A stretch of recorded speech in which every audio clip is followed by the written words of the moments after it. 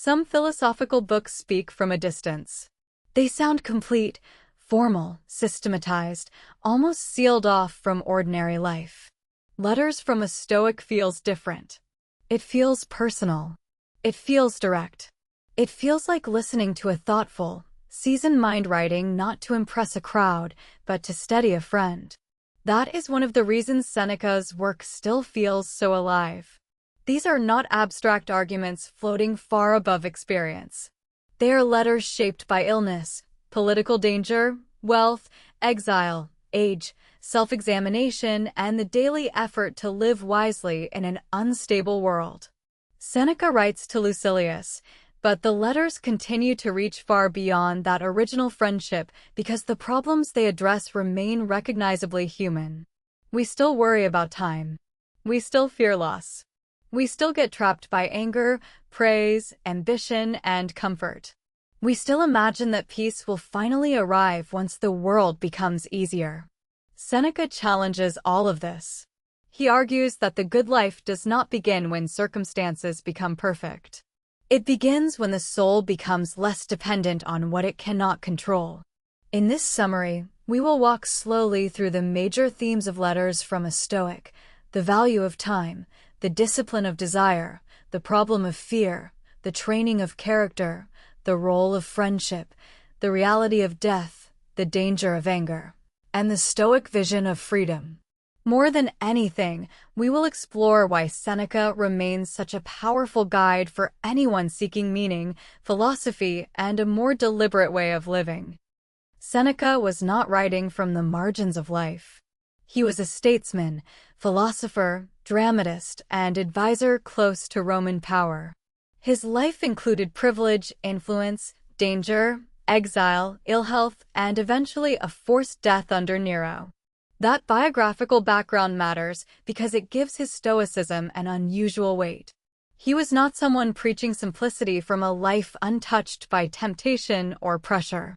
He knew luxury, public ambition, vulnerability, and the instability of political fortune. That tension is part of what makes the letters compelling. Seneca is not pretending to be beyond struggle. He writes as someone deeply aware of how hard it is to align life with philosophy. Again and again, he sounds like a man trying to train himself, correct himself, and refine his own soul in real time. This gives the work honesty. The reader is not encountering polished perfection. The reader is encountering moral practice. Seneca's authority, therefore, comes less from personal flawlessness than from seriousness. He takes the examined life seriously. He treats philosophy as something that must prove itself under pressure. And that is why his voice still matters. At the center of Letters from a Stoic is a Stoic insight that remains as powerful now as it was in ancient Rome. Peace depends on learning the difference between what belongs to us and what is not. Reputation does not fully belong to us. Wealth does not fully belong to us. Health does not fully belong to us. Political events, social conditions, the opinions of others, the arrival of loss, the fact of aging, and the certainty of death do not belong to us in the sense of being ours to command. What does belong to us is our judgment, our choices, our intentions, our discipline, and the moral use we make of the present moment. Seneca returns to this truth in many forms because he knows how easily human beings forget it. We hand our peace to unstable things. We become emotionally dependent on praise, comfort, certainty, and success. Then when these shift, as they always do, we collapse into fear or resentment. Stoicism offers a different path. It does not deny the world. It does not say external things are meaningless in a shallow sense. It says that making our peace depend on them is a mistake. Real freedom begins when a person no longer treats fortune as master. This is one of the deepest reasons Seneca remains useful.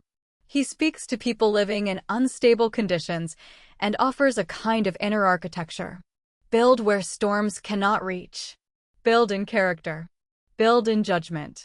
Build in disciplined perception. The world may remain uncertain, but the soul need not remain scattered. Few themes appear more urgently in Seneca than time. He sees clearly that most people think of life as something long and renewable, when in reality it is always being spent. He is less interested in how many years a person has than in how those years are used. People complain that life is short, but Seneca suggests that the deeper problem is that life is squandered. It is scattered in distraction, ambition, anxiety, vanity, resentment, and postponement. People live as though they will become serious later, become wise later, begin living later. Seneca's answer is forceful. Later is not guaranteed. In fact, later is exactly where many people lose their lives. This is not just a warning. It is a philosophical awakening. When time becomes visible as precious, the shape of life changes. Triviality loses some of its appeal. Delay becomes harder to justify. A person begins asking whether their days are actually theirs or whether they are being handed away to pressures, performances, and habits that do not deserve them. Seneca does not say that rest, pleasure, or ease are evil. He says that unconscious living is expensive. The person who is not guarding time is giving away the substance of life itself. This theme is one of the book's strongest contributions to living well. It reminds us that meaning is not built only out of big decisions. It is built from the use of days. And the use of days depends on attention. Like many Stoic writers, Seneca speaks often about death. But he does so not to darken life, but to clarify it. Fear of death, in his view, often makes people less alive rather than more careful. They cling. They postpone. They flatter themselves with the illusion of endless time. Or they allow dread to poison the present. Seneca wants a more mature relationship to mortality. Death is not an outrage against life. It is part of the structure of life. Everything born is moving toward an end. This is not cause for despair, but for sobriety. Once a person accepts mortality more honestly, many false priorities begin to fall away. What is fame in the face of death? What is social comparison? What is the point of spending years in fear of something inseparable from existence itself? Seneca's great insight is that the fear of death often makes people less free than death itself. Philosophy should therefore train the soul to become familiar with mortality so that life can be lived more bravely and more fully. Death, once faced, becomes not just an ending but a teacher. It tells us that the present matters. It tells us not to defer seriousness. It tells us that what endures is not public image but character. Seneca had first-hand knowledge of privilege, which makes his reflections on wealth especially interesting. He does not argue that possessions are evil in themselves. What troubles him is dependence. A person who cannot do without luxury is not free.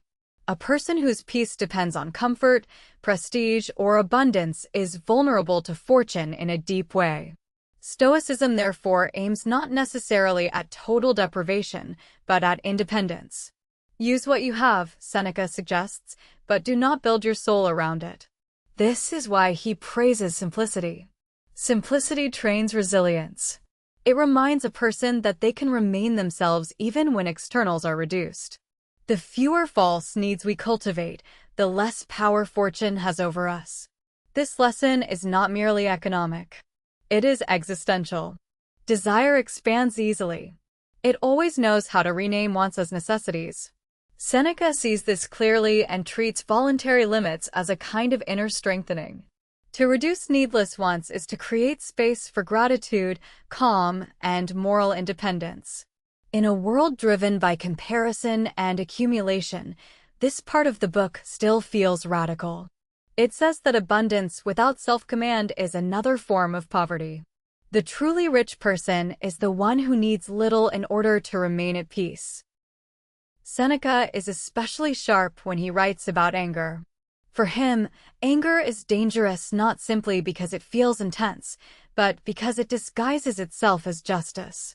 People become angry and immediately feel that their outrage proves their clarity. In that state, proportion disappears. Injury is magnified. The other person becomes simplified into an enemy. Retaliation begins to feel noble. Seneca sees all of this as a corruption of judgment. He does not deny that wrong exists or that people can act badly. What he denies is that rage makes us wiser in responding to it. On the contrary, anger enslaves the mind. It makes us less free, less clear, and less capable of right action. The Stoic aim is therefore not passivity, but mastery. Respond if response is needed, but do not surrender your center to injury. There is something deeply relevant in this lesson. Many people confuse emotional heat with moral seriousness. Seneca invites us to separate them. A person can be firm without being consumed. A person can resist harm without becoming inwardly chaotic. This is one of the book's most demanding teachings because anger feels powerful. Yet Seneca would say that the truer power lies in remaining your own master. Stoicism is often associated with endurance, and in Seneca that association is justified, though sometimes misunderstood. He does not romanticize pain. He does not suggest that loss, illness, exile, or misfortune are pleasant. What he insists on is that hardship can become material for character rather than merely an excuse for collapse. The world will not spare us difficulty. The question is what kind of soul we bring to difficulty when it arrives. Seneca often writes as though adversity exposes us to ourselves. It reveals what we actually depend on, what we fear, and whether our values can survive contact with reality. Philosophy, then, is preparation. Not preparation in the sense of removing all pain, but preparation in the sense of cultivating steadiness before crisis arrives. This is one reason Stoicism feels so enduring. It does not offer a fantasy of control. It offers training for response. Hardship becomes, in a severe but meaningful sense, a test of freedom. Can the mind remain lucid? Can dignity remain intact? Can the person still act justly?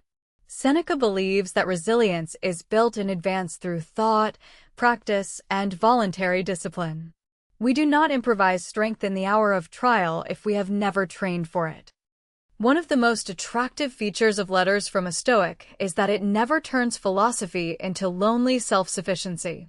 Seneca values friendship deeply. The letters themselves are acts of friendship, of shared inquiry, of one mind helping another grow steadier and wiser. For Seneca, a true friend is not merely someone pleasant to pass time with. A true friend is bound up with moral concern.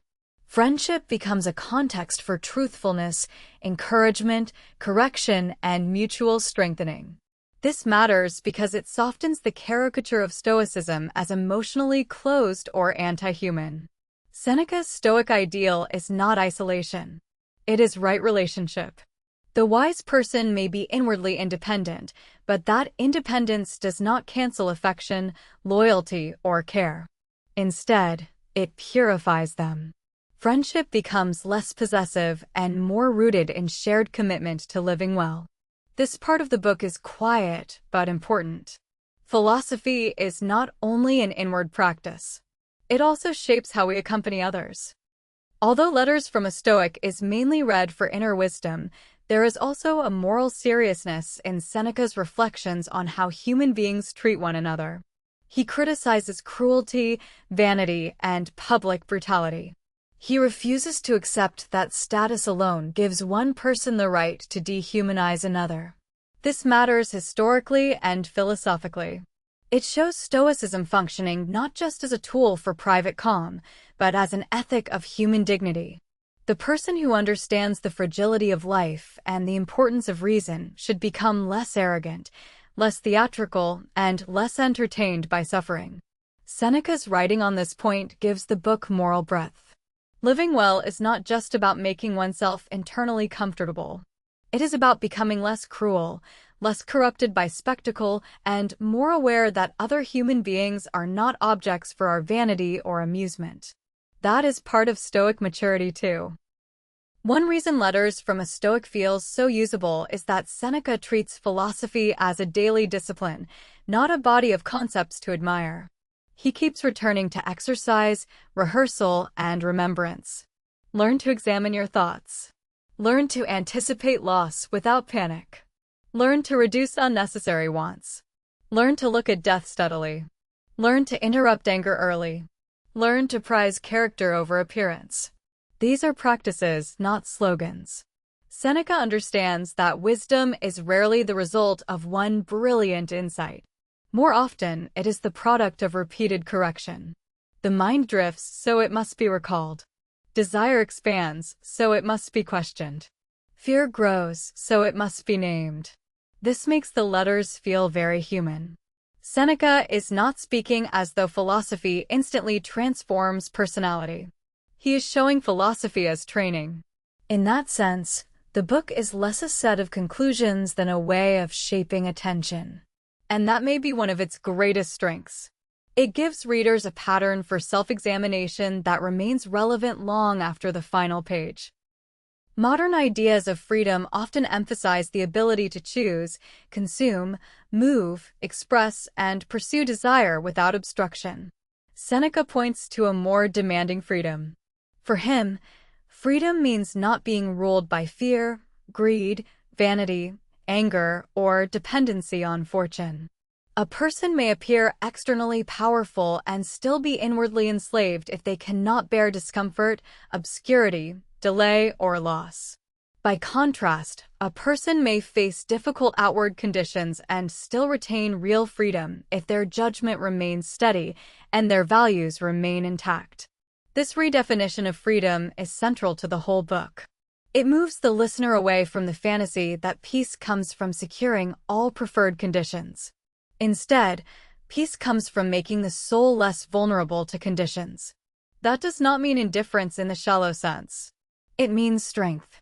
It means a mind less easily captured. It means having a center that cannot be bought by praise or broken by inconvenience. Seneca's deepest project is to cultivate that center. It is remarkable that letters written in ancient Rome continue to speak so directly to modern life. Yet the reason is clear. The forms have changed, but the inner struggles remain. People still waste time while telling themselves they will begin later. They still fear death while avoiding the reality of life. They still let anger become identity. They still confuse comfort with freedom and admiration with worth. They still overestimate the importance of external success and underestimate the value of self-command. Seneca remains relevant because he addresses these errors at their root. He offers no fashionable optimism, no shallow life hacks, no flattering illusions. What he offers is something rarer: seriousness about the soul. In an age of noise, that seriousness feels almost revolutionary. Letters from a Stoic leaves us with a hard but life-giving question. What would change if we truly believed that time was precious, death was certain, fortune was unstable, and character was what mattered most? Seneca's answer is not abstract. We would complain less and pay more attention. We would reduce vanity and increase seriousness. We would spend less energy managing image and more energy governing mind. We would simplify our wants. We would be slower to anger. We would treat friendship more carefully. We would stop assuming that life begins later. This is why the book endures. It asks readers not merely to admire wisdom, but to begin practicing it. Not tomorrow. Not when conditions improve. Now. In that sense, Seneca's letters are not only about Stoicism. They're about the dignity of using one's life well while it is still in one's hands.